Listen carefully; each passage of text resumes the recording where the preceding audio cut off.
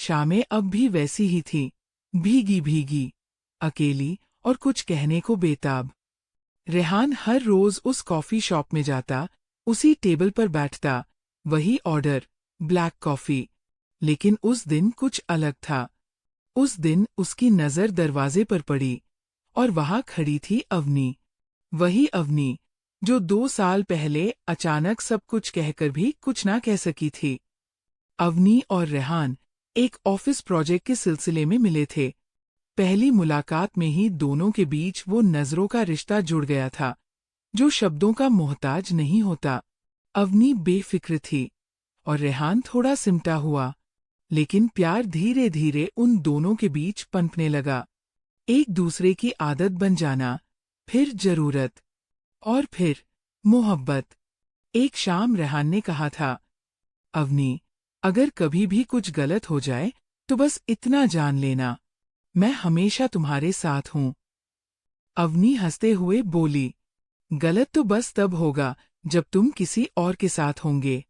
लेकिन उन्हें क्या पता था, गलत किसे कहते हैं। रेहान के घर में उसकी शादी पक्की कर दी गई थी, बिना उसकी मर्जी के।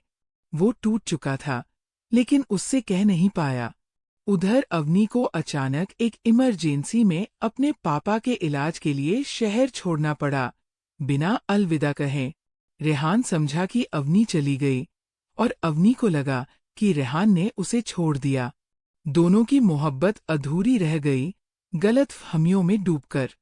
कॉफी शॉप में खड़ी अवनी की आंखों में सवाल थे, और रेहान के दिल में ज्वालामुखी। तुम? रेहान बस इतना ही बोल पाया, हाँ, मैं। और तुम अब भी यहीं आते हो? उसकी आवाज कांप रही थी।